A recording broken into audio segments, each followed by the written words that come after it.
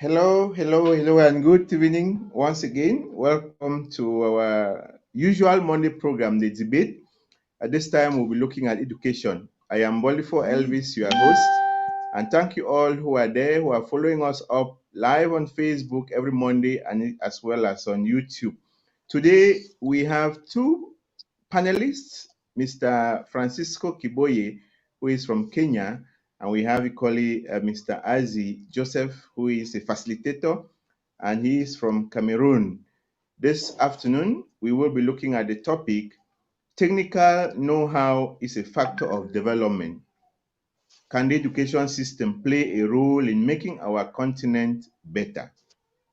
We're looking at technical know-how and how the education system can make our continent better. Before I go deep into the debate, would like to welcome our speakers who are there already. Mr. Francisco Kiboye, always punctual and usual face on our program. Francisco, can we have a word from you before we get into our debate proper? Thank you very much for giving me this opportunity to. It's going to be an interactive session, and we are hoping to be enlightened more by the end of the discussion. Thank you very much, Mr. Mbolifo. Thank you so much for always honoring our invitation. Mr. Aziz should be having network problems. I guess two of us are going to handle this program to the end. So today we are talking about technical know-how, education from the primary or kindergarten up to university. And we are looking at how the system of education, basically system of education in Africa, can benefit our continent, can benefit our youth, as well as make them better and equally make the continent better. And we'll be looking at some key questions which will help us to bring out our subject matter and equally make us understand how education can be influential, how education can impact the lives of our youth, our own lives, to make things better. We know everything begins from education.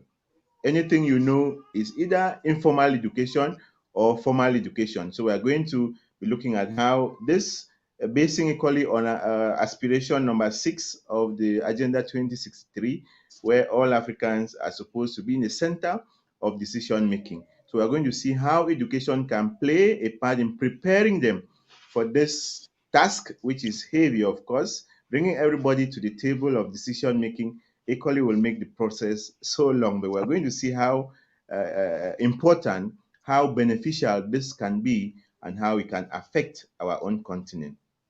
Having introduced ourselves already, I am with Mr. Kiboye, who is always here with me.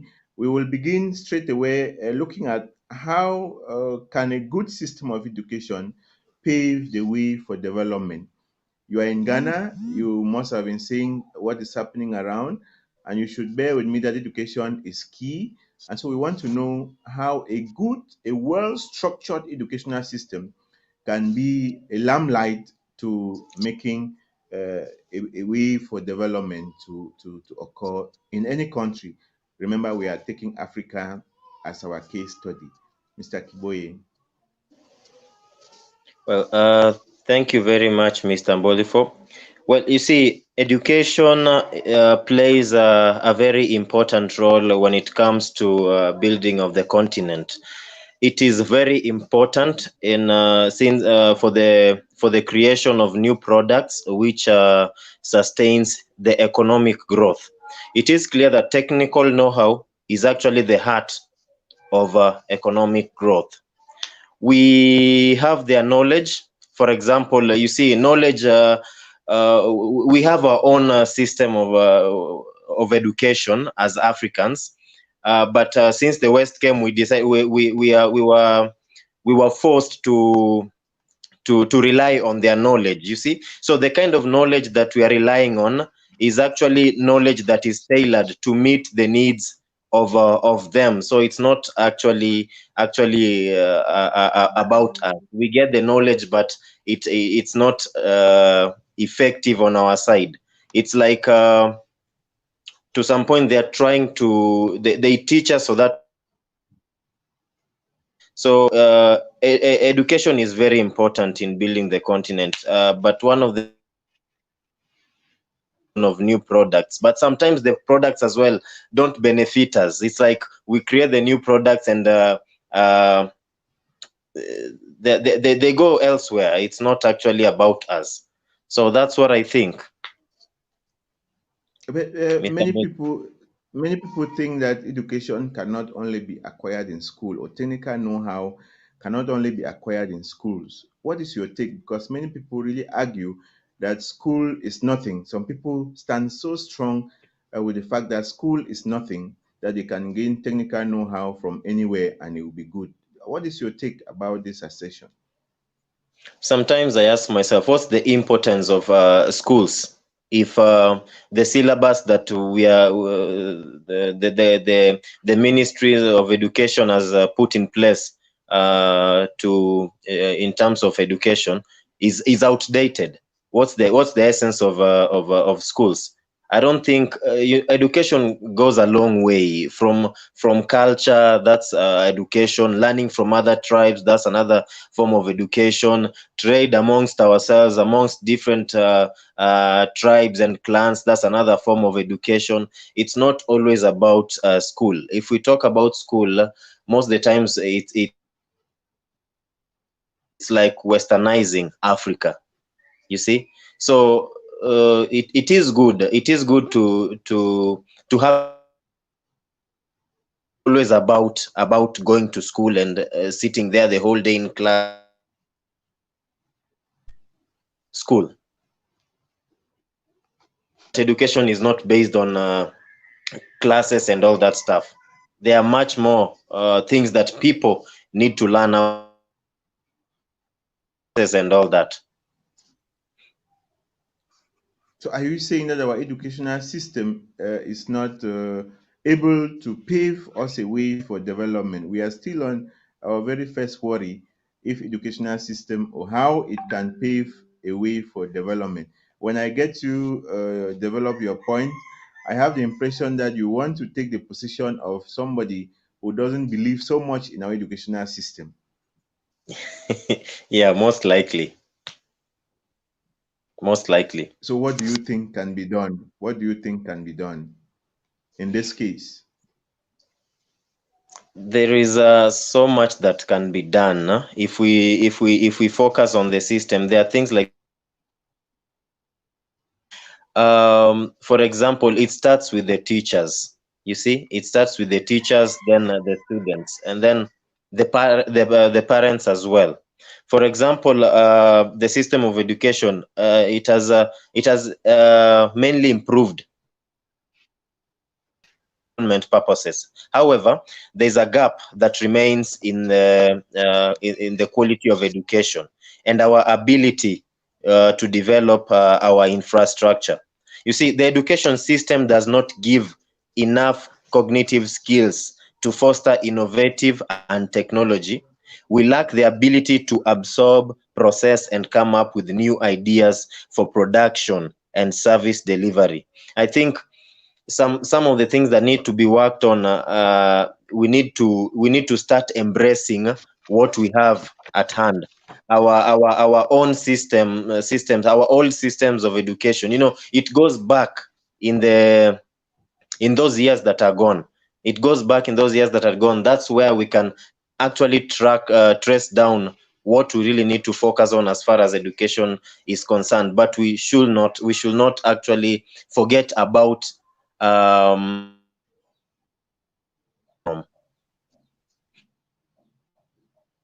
I was seeing Mr. Leah joining us. I'm sure she will be coming back. Of recent, we about 5 years now in some countries, we have had the education system changing from the objective-based approaches to the competence-based approach. Objective-based approach, we used to have the teacher who is like the center, one who upholds all the knowledge, and the students considered as empty vessels. But today, the students are the ones developing their knowledge. And at the end of the day, we are looking at how competent, how they can use the knowledge they have acquired from the classroom in order to solve their own daily problems that arise in their surrounding. So if we are looking at the aspiration 6 of the Agenda 2063, which talks of a continent where all citizens will be actively involved in decision making in all aspects, do you think our education system today in Africa stands to prepare our citizens, to prepare Africans properly to be able to tackle this very important aspect of decision making come 2063? Can we attain this aspiration through our education system? I don't think if the system of education is actually ready. We are actually ready for the kind of responsibility. You see, the system of education in Africa, we are majorly we are obsessed with quantity, the quantity of education to value. You get it? We are obsessed with quantity of education to value. We go to school for years, but the necessary skills for our development. This is why we still contract. For example, in Kenya, we contract the China people to come and build our roads. Yet we are educated. How does that work? According to me, it doesn't add up. It doesn't add up. We can't even write our own books. We still rely and depend on the Western resources. So I don't think if the education system is actually prepared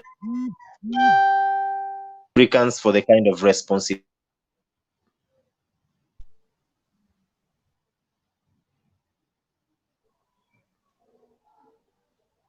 Mr. Mbolifo.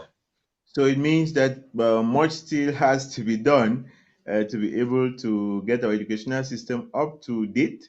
Because Yes. I was just about asking you the question, because with all the education, with all the certificates that we have as Africans and we acquire from our African schools, we still have so many youths who are unemployed. And one will be asking the question, what is happening? What is the use of the education to these our youths who are out there without jobs? And I want to pose that question to you because surely in your country, like other African countries, we have a high rate of unemployment, especially the youths. What do you think can be happening or the cause of this type of a high number of youths who are just out there and doing nothing? I don't think there is actually nothing to be done as far as Africa is concerned. There is a lot that can be done from putting aside the normal education. I tend to believe that education is all about rooms and classes.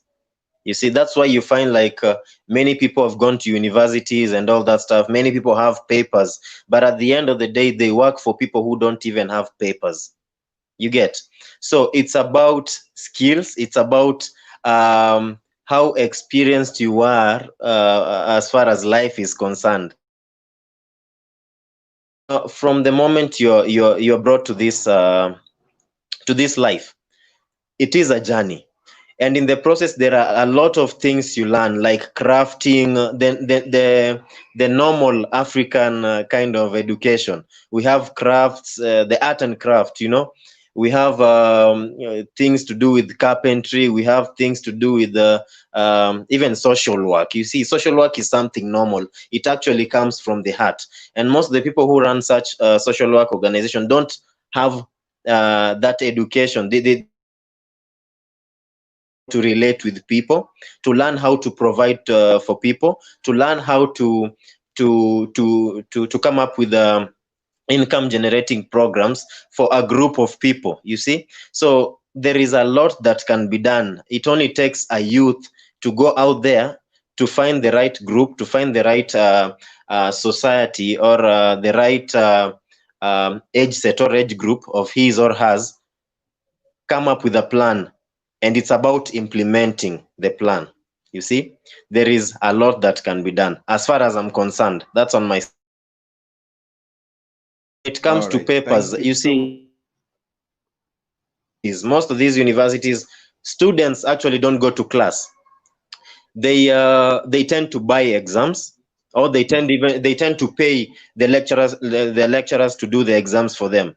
It's not always the people who have papers have the knowledge based on what they've done. It's about having the papers, and you see, community where you come from, they will judge you with the level of education you've attained. So most of the people rush to just get the papers, but not the knowledge. And that's why you see, like I touched on before, us in Kenya, Chinese are being hired to come and do the roads, to come and do the buildings, yet we claim to be educated. So there is a very big gap in our education system. Okay, let me welcome Leah, who is joining us. Leah, you're welcome to our platform. This is your space. We are happy that you honored our invitation to be here with us. Leah, can we get a word from you? Thank you for welcoming me to the platform, but I'm not ready right now. Today we are talking about technical know-how as a factor of development and how the education system can play a role in making our continent better. We hope you're getting set to tell us how a good system of education can pave a way for development. Can I come up later? Okay, no problem. We'll be expecting you. We are sure you have connection problems. We expecting to have you back.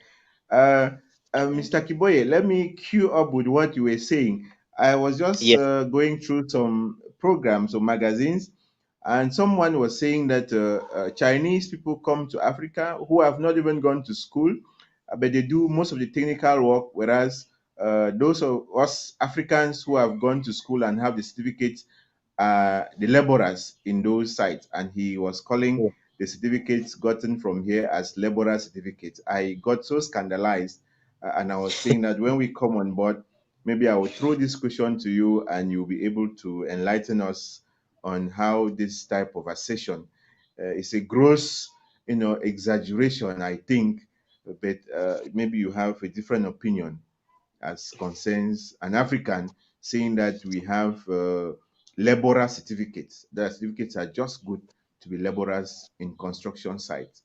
Do you buy this type of exaggerated assertion? To some point, it's more of exaggerated, but I think as Africans, we are more of used. We are used to being used. You see, people come to for example, for the Chinese, yeah. When they come to Kenya, there was actually a case 2 days ago about some Chinese Africans in a given site.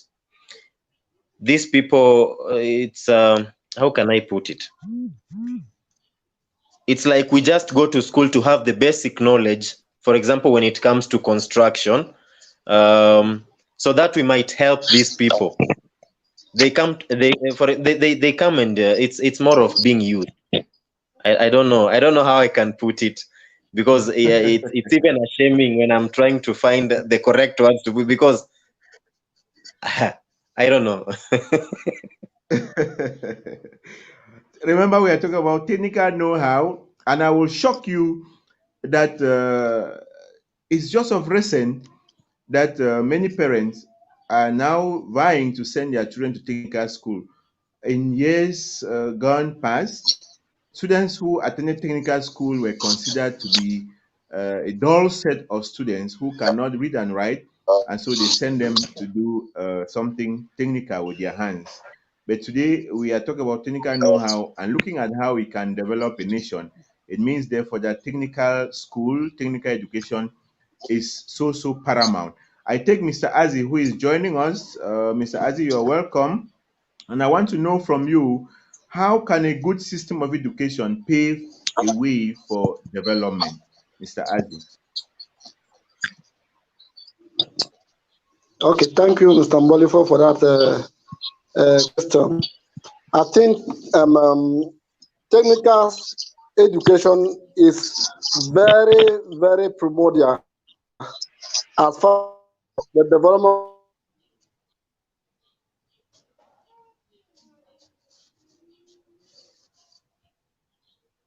of Mr. Francisco, like in those days, people used to think that only those children should be sent to technical education, while the most ones should be sent to general education. All of this was because of colonial. It was because of the colonial system of education that were implanted in Africa. When we leave school, we shall become clerks, we shall become colonial administrators, we shall be working in offices, forgetting to know that the most important pillar for every development is education, precisely technical education. Myself, I did my general education, I'm reading that, and even I did my technical education, I would have been very far. I would have been very far. So technical education is very important because from what we call the technical know-how, and when we talk of the technical know-how, we refer to what? Technology. A country that we developed when the level of technology is too low. I know that is a problem in Africa because of the colonial heritage, because of the educational system that was put in place, so that we should continue to serve the colonial master. That's it. That's the problem. And I think that if we lay emphasis in our educational system, believe me, we shall go, or we shall advance, we shall go further in whatever thing we want to do. The problem too that we have is that because of the colonial heritage, we don't have infrastructures. Because when you talk of money, expensive. Technical education is too expensive. The means to buy, and so on. So our problem is one: government education policy should be oriented towards technical education, because once we acquire the skills, once we acquire the techniques, believe me, we shall be able to have industrial development. It shall be the founding, it shall be the strong foundation for industrial development. That is it. So the problem is that the kind of education that we inherited from our colonial master was not put in place for us to develop, but to continuously serve the whites. That's the problem. Thank you. Thank you so much. I'm coming back to you. You have said our educational system here has problem of infrastructure. And now when we look at the Agenda 2063, it is aiming at making all Africans to be on the table of development. And we are asking the question, is our educational system adapted to take these Africans, us Africans, to this table of development with the technical know-how that we must have acquired before the year 2063?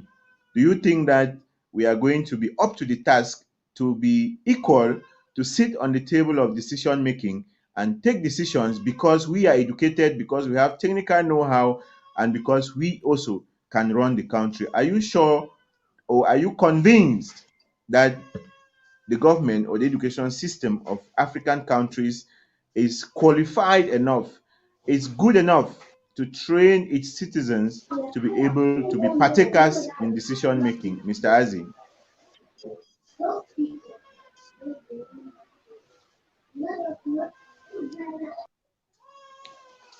Mr. Azi is gone. He is a historian and a facilitator. So I was posing that question to him, since he's equally in the classroom, to be able to tell us how developments have occurred in the educational system. Remember, I was just telling you that we have shifted, or the educational system has shifted from the objective base, where the teacher was the sole one who had the knowledge, and students were considered as empty vessels. And we have shifted to the competence-based approach, where the students are the ones who develop their knowledge, and this educational system is looking at making students competent, making students able to be able to solve their daily problems that can occur or arise within their environment. And I think this is also a pat on the back of Africans who are going further, looking at how they also will be on the table of decision making to be able to put in play what they have learned, and equally to exercise positions of authority when they are given. We want to welcome all those who are watching us on Facebook Live now, and equally those of our fans who are on YouTube.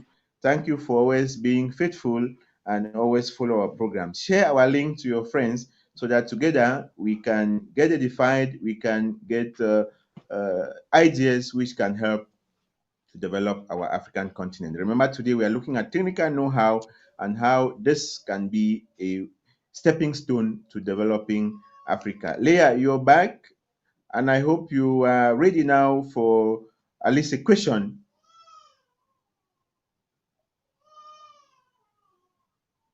Can you unmute your phone? I guess your phone is muted. Can you hear me?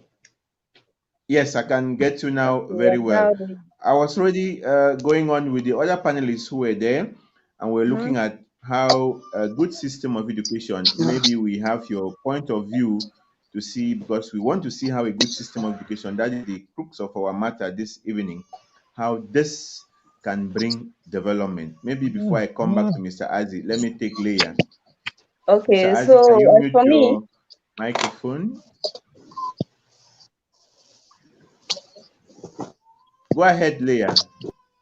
okay, as for me, I believe that education develops human personality, thoughts, and it helps people to deal with others and prepares people for life experiences. Okay. And let me queue up with a second question. Preparing people for more experiences, like you put it. Do you think by 2063, if we are looking at the agenda which seeks to put everybody on the same wavelength, on the same level, are we going to be able to be partakers in decision making by the year 2063, looking at the aspiration 6 of our That's agenda? what I believe. If we can have a good education system, then the year 2063 will be good, will be developed. So how do you think, do you evaluate our educational system to be, somebody should mute the phone, please. We are getting noise from the background, which is not good for our program. We desire to have good sound system so that the whole world can follow up our program and be able to appreciate our program as well as the sound system. Leah, I come back to you. Do you appreciate our educational system? I know you must have passed through education, and Yeah, you give I your appreciate it, though it's viewpoint. not how it's supposed to be, but we are still trying. I believe with good leaders, our education system should grow from what it is. Are you Yeah. satisfied? Let me bring it so personal now because I am here with you. Are you satisfied with the quality of education you have received so far from kindergarten to now that we are talking?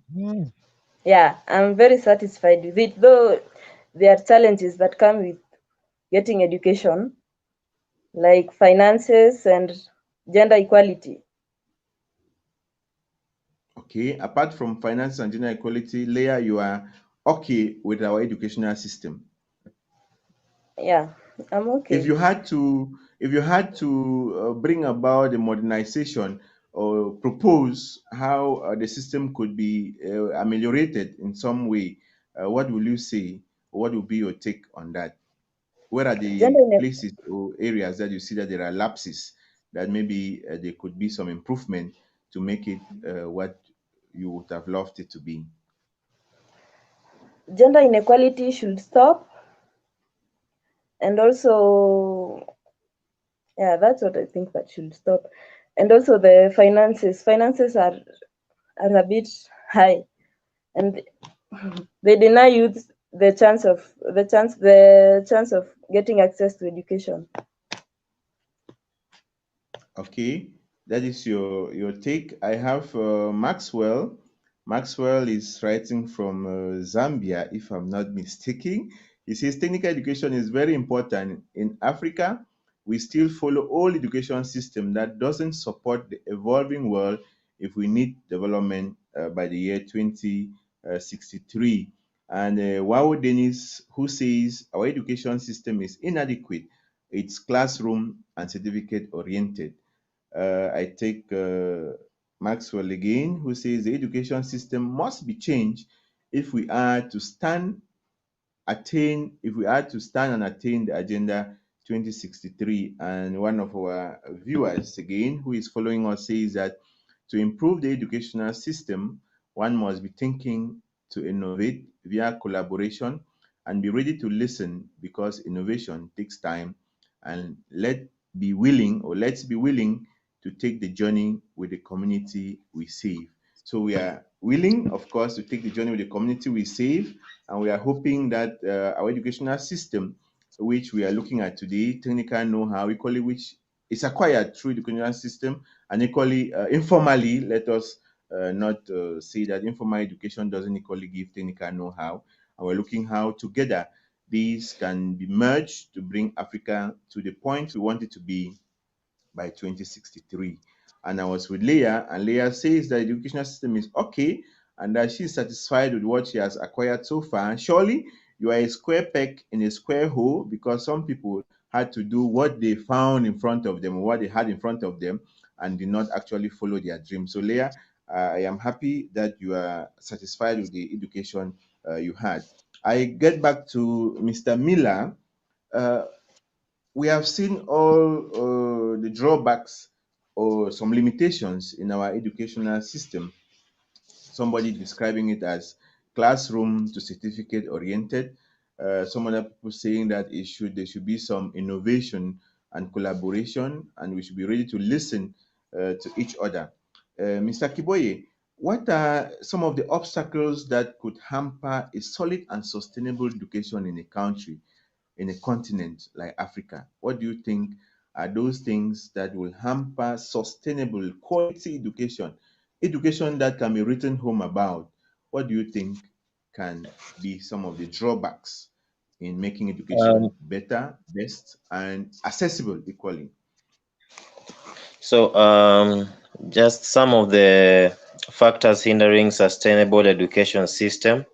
One of them, some of them being class and curriculum structures. Just the way I said before, we are still relying on old syllabus. You see, the other countries, for example, outside Africa, the other continents, they are far more ahead than us when it comes to education. They are relying more on innovations and all that stuff. They come up with ideas, they work towards a given ideas, while we in Africa tend to just we are more like learning about the things that have already been done by other continents, or we are still learning about the things that have already passed. You see, another factors hindering sustainable education, direct costs. These include fees, school fees, books, new technology is required. For example, in Kenya, the politicians tend to use the term technology so that they might get votes. Like, we are going to get laptops to students, at least they can work, they can start getting innovative, and all that stuff. But at the end of the day, 10 years down the line, I have not had any case of any ordinary mwanafunzi pupil getting access to laptops or even desktops, computers, you see. So we are still wondering. And then under direct costs, we still have clothing and uniforms. We have our pupils here have poor uniforms, by the way. How do you expect to concentrate on a given subject, yet he himself, his physical state, his health is not conducive enough to give him that morale or to give her that morale to concentrate on a given subject. For comfort, you see, comfort plays a major role in a lot of things, from education, while you're at work. Even right now, if I'm not comfortable, I don't think I can actually take part in this debate in a nice way, the way I am doing it, you see. So another thing is a crisis and instability. If, for example, countries are at war, for example, Somali, how do you expect pupils or even students to focus on education? Education is more of a formality in such countries, but you find like people prefer going for guns instead of choosing classrooms. You see, they prefer joining the militia for other reasons, because they know at least they can get food, they can benefit. Like, the country is in a bad state that the only thing they have to do is to find a quick source of income other than that education. So we still have a lot to do in Africa. We have a family level, maybe the family is in a crisis. It's more, for example, in Kenya here, we have community clashes. Today, two communities are very busy fighting people. They have fighting the other community, spears, arrows, and all that, and they are very busy, and they're doing it with a passion, you see. So poor environment is also another factor affecting a sustainable education system. This is from overcrowding in classes. You see, we have like lack of proper sanitation. I remember back in the days when I was in okay, the schools in the city are different from the schools up country. There was a time I was in class 7, I can remember, but my dad was given transfer. We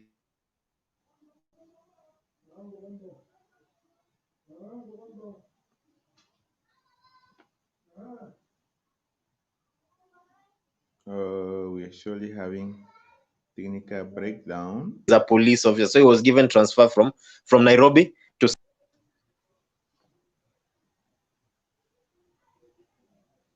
Sorry for that. There was a time my dad was given transfer from Nairobi to a place known called Awendo. The schools in that place are the sanitation is pathetic. I can remember the pit latrine. When you peeped deep inside of it, you could see a very big rat just hovering all over the whatever, the hizo uchafu. I don't know how I can call them, but the sanitation was very poor, you see. So we have poor enforcement of education policies, and this is one major factor that plays a role in affecting in affecting a sustainable education system.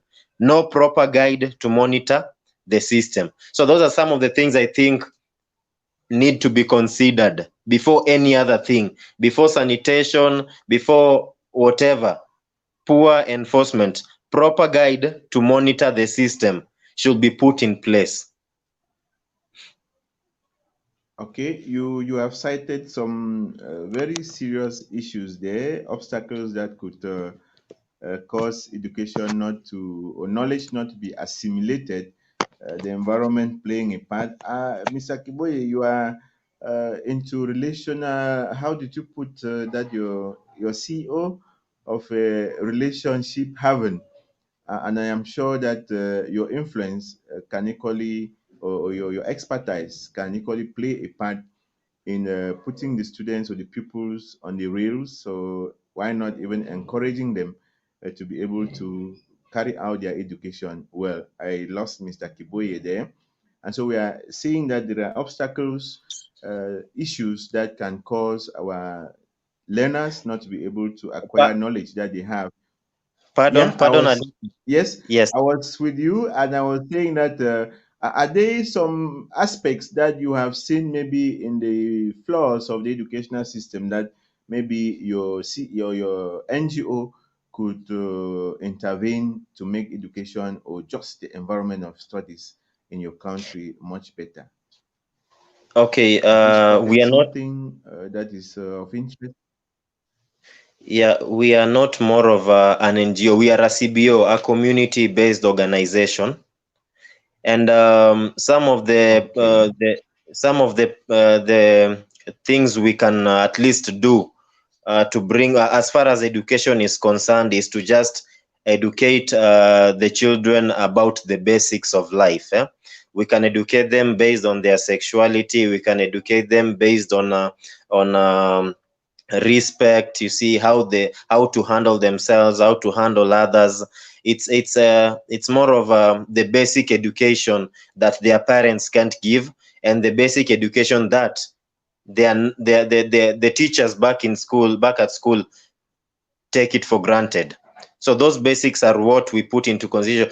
The way we do it is based on the activity at hand. For example, they might be having maybe sports. We take advantage of the situation.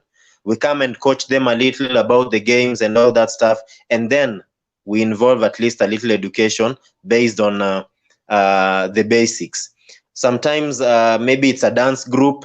You see, we can organize events like dancing sessions, sports sessions, poetry sessions, or music sessions, and that's where we at least have a chance to educate them even better. You know, we can't go from door to door trying to educate a specific child. Mhm. Yeah, so that's Sure. what we do as an organization. Okay. Yes. Thank you so much. If we look at the obstacles that you have enumerated, which are obvious, of course, you Yeah. and I now, how do you think we can improve on these or on the educational system per se, so that it can equally suit the vision of the aspiration of the agenda, which seeks to put all Africans on the same table? Are there some solutions that even just going through already the difficulties that are bound for a better educational system, which should be able to bring development? Do you see already some areas that you can propose? Let's see how we can propose some solutions to some of these pertinent issues that hamper and draw back our educational system in Africa. Okay. You know, teachers are the core of all education systems in a given area or location. You see, teachers not only, how can I put it? Not only the people who teach students or pupils back at schools are teachers, even parents are teachers. We are teachers with organizations. Anyone can be a teacher.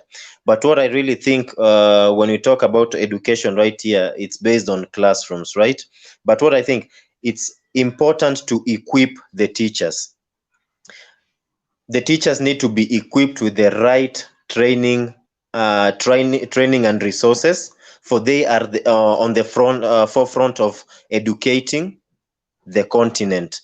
That's very important. And then another one is strengthen our national capacities to improve the formulation of policies surrounding teaching. I think I touched on policies before, right? Mhm, Then we mhm. have develop qualitative policies for teaching and learning environment. We have to support capacity development of teachers.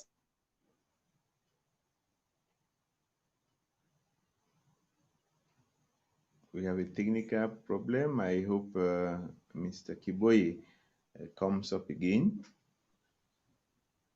Okay. Yes, the mic is still yours. We lost him. We have Leah, who is with us. Leah, what are some of the obstacles that you find hampering a fluid, acquisition of knowledge, or a fluid manner in which our educational system can go Pardon? on? Leah, I guess that noise is from your side. What are some of the obstacles that could hamper a sustainable educational system of Africa, of course? We lost Leah. There is this comment: what is the role of the diaspora in ameliorating the system, given the fact that they have done and understand the importance of technical education? we always forget the diaspora, and most of our youth, most of our African brothers and sisters are considered to be superior to us, of course, when they have to study abroad and come back. Some study and don't even come back. Do you think there is supposed to be some superiority or some differences between somebody who has schooled in Africa and somebody who has schooled out of Africa? If so, in which aspects? I don't think there should be superiority. Knowledge is about knowing.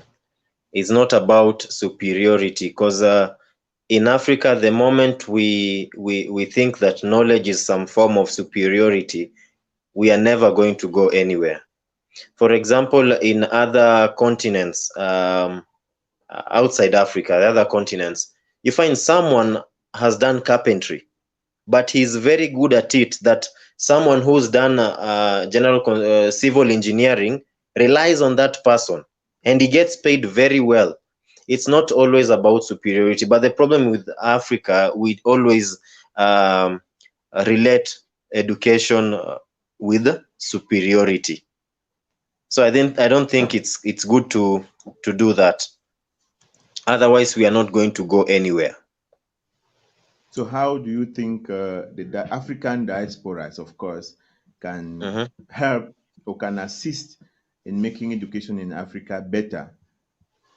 If at all we are saying that it's not better, how do we think they can assist? Let me just put assist in our educational system. Let me not put an adjective better or not. How can they assist in our educational system? I think based on the points that I shared before, right? So long as they are put in place and the diaspora is considered, then I think everything will just fall in place the way it should be, as far as education is concerned. Not unless Leah has a different opinion on that. I don't know. Yeah, I was asking Leah, what are some of the obstacles that can hamper or hinder a sustainable educational system in Africa when I lost her? Leah? Yes. What are some of the obstacles? Let me put it personal, maybe you get it proper. Which are some of those obstacles that you faced when you were in school that actually made you not to be able to get the grades that you wanted or get the abilities or the capacities that you expected from school? I have nothing much to add on what Francis has said. That in some places in Kenya, there are cases where some pupils are not able to get access to good education due to maybe drought. So when there's drought, there is hunger. So when there is hunger, children can't go to school and concentrate in class. Then just the natural calamities, floods, sometimes these children in like the Maasai tribes, their parents move a lot, so they can't get access to education. Yeah. Thank you for your contribution. Thank you so much for your contribution. Emma Lambert says you should find a balanced way to introduce technical education. Government should establish common learning platforms, boy or girl, and introduce regulations that support innovation. That is actually what we are expecting to have as we are evolving, excuse me, and going towards the 2063, and equally looking at the agendas that seek to put Africans on the same wavelength, on the same platform, so that they can equally be at the center of decision making. And we're looking how technical know-how, how we can be able to manipulate our own machines, how we can be able to do our own things and not always relying on outsiders to come and we remain as laborers when we have certificates. It means therefore that much still has to be done so that we should not be classroom to certificate oriented like somebody said. But I know that if our educational system is ameliorated, everything is going to work well, and much is being done towards that direction. So we are having two persons on board, and we thank you for your contributions. And if I may ask, given all the shortcomings that we have seen, ameliorations that are expected to be done so that education could be worthwhile, and that technical know-how should equally have an influence in the development of our continent, Africa. And remember that this has to be all of us putting our hands on deck. What recommendations can we make for this educational system to get better and equally get the development that we expect? Let me take Leah. What recommendations can you make for education to be better and get the developmental aspects that is needed? What I can say is that the government should contribute to the families that are not well up. The government should sponsor the children that come from families that are not well up. Okay, the government should contribute to providing education. And that was just escaping my mind when I was going through some documents. There are many African countries where education is free, maybe from primary to about the secondary level. And equally, I want to guess that that can be good. Maybe if most African countries can get to that, maybe that should be a recommendation that you should have been proposing. Leah, I get to Mr. Kiboye. I hope I've not given you a recommendation. I was just sharing my point on what I read when I was preparing for this program. What recommendations can you make to decision makers, or can you propose decision makers to make education the best for Africa, if not all African countries? Because we're looking at stakeholders, we're looking at presidents, we're looking at decision makers who are deeply involved with education. What recommendations can we make?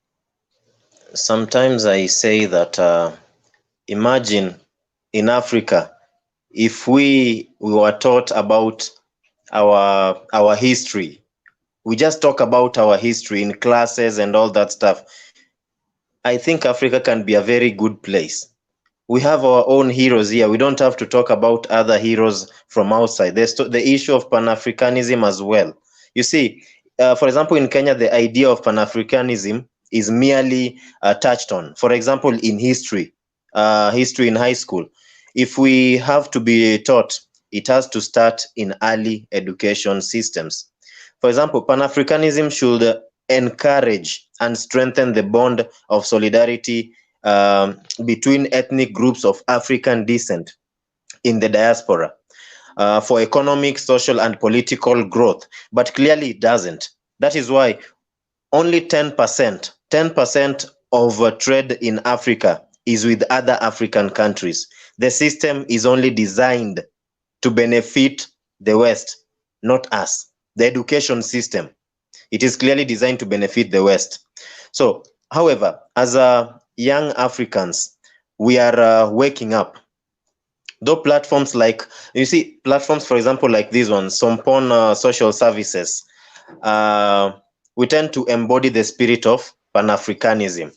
Then finally, to the youths, it is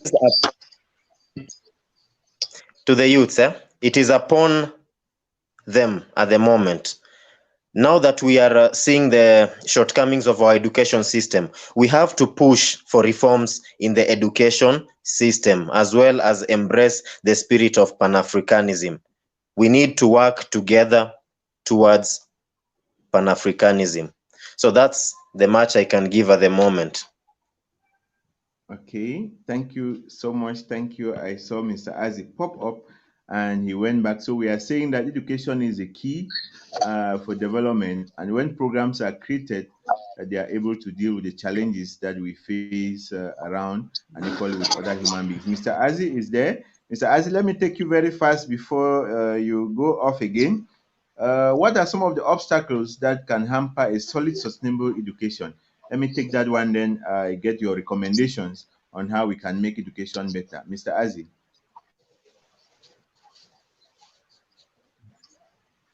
Yeah, thank you. I think one of the obstacles is the government policy. towards education. If the government policy towards education is towards technical education, I think that's the first step. It will help to lay the foundation for the technical know-how. Secondly, another thing that can be an obstacle is lack of financial means. If the country is not well viable, it will be very difficult if the technical know-how, by virtue of the fact that technical education is very expensive. If you don't have the financial resources, you will not be able to buy machines, you will not be able to train students, you will not be able to train experts. So that's the reason. So those are the two more important factors that can that technical education. In addition to that, like I also talked about changing of mentality. If we change our mentality from the colonial mentality and we begin to become more oriented, that one too can help. And then even the idea, if you budget, for example, 3 billion for technical education and people go and embezzle it, it will be difficult to buy resources. You will be able to buy machines, which are very important for this technical education. And I want to also on the fact that Africa is not an island. We can also send guys abroad to study. If they go abroad and study the technical know-how and then they don't come back to our country to exercise they have studied, to remember what they have studied, it will be another problem again. It can also hinder our education and can influence our 2063 agenda.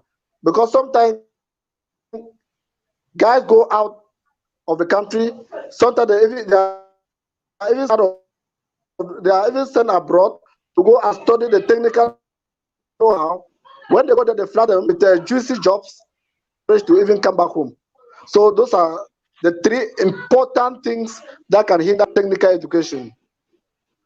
Let us summarize. I talk of government policy, I talk of inadequate finances, then I talk of the idea of sending people out of the country to go and acquire and come back.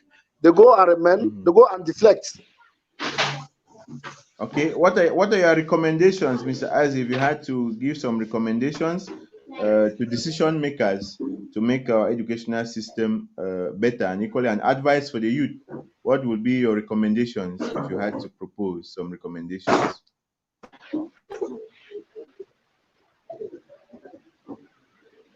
The microphone is still yours, Mr. Azi.